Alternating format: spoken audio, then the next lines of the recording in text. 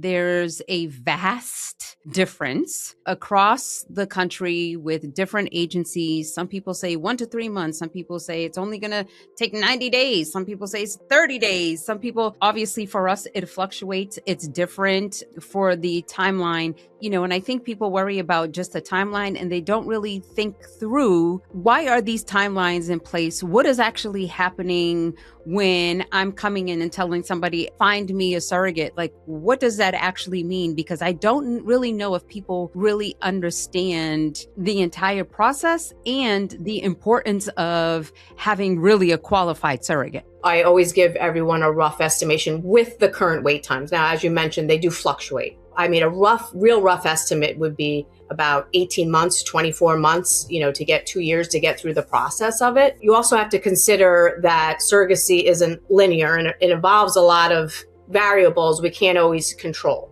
So if you do have a failed transfer, things like that, you just want to go into this not setting time to it, because there's so many variables that have to come into play, and different setbacks can happen at different points in time too as well. But it's a real rough estimate. And also, when you do get a match time, you can certainly be matched sooner. It may take a little longer, considering of what you're looking for too in the surrogate. Certain criteria may take slightly longer to find. What about the screening of the surrogates and how to go about working with an agency that maybe their process of their screening and bringing somebody on might look different? Why is that even important? I talk to intended parents almost every day that unfortunately work with an agency that never did medical records review or things like that, and just going off of very basic guidelines, introducing them to the intended parents. They're going into the clinic and getting disqualified right away. Either someone didn't look at their medical records thoroughly,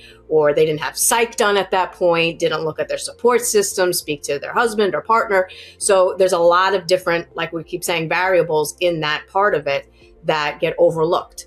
So if you're just matching someone on some basic guidelines, when they get to the clinic level, especially with the type of qualifications we're seeing at clinic level these days, unfortunately, most are not going to pass through. Look good on paper doesn't always necessarily mean they're going to be able to move forward too. Can you talk about the clinic levels though? Because I don't think some people may understand what we mean by when we're talking about at the clinic level. Well, there's definitely guidelines set in place. Age, BMI, very basic things that they're going to go off sort of a checklist, if you will. Really, when you start diving into the medical records and, like we said, psych and things like that, that's where you could see some disqualifications happening. When they get to the clinic level, what we do that's going to set us apart from most is we are going to send and go review all the records, send over the psych, send all that information over before we introduce any potential surrogate to a set of intended parents, so that therefore their doctor has already seen the records, got a pre-approval, if you will,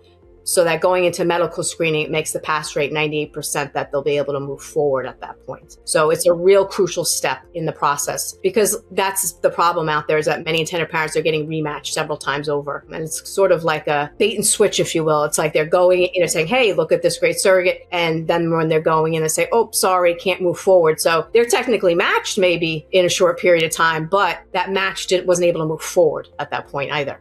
And I think people underestimate the importance of doing the due diligence ahead of time, even though, yes, in your mind, you have this timeline that you want to have a child, you want to have a pregnancy, you want to have this baby because, it fits in this timeline that you've created. But the important piece of it is you want to actually make sure that the person who is getting ready to carry your child is truly ready and prepared to carry your child. And it's not just, she's qualifies because she's checked all the boxes.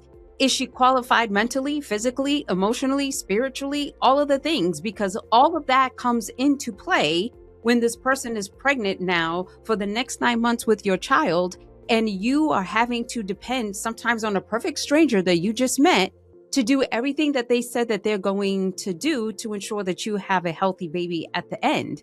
And sometimes I think people are so stuck on, I want to match and I want to make sure that I can, have a baby by X day of the year or whatever, as opposed to I want to match with the most perfect person for me. You don't have to necessarily connect, because sometimes you just don't have that necessarily connection with, but you at least want to have somebody you can communicate with and trust for the next 9 months with the most precious thing that you're about to give to them. Timeline is important, but there's so many other factors that are just important or more important than just the timeline.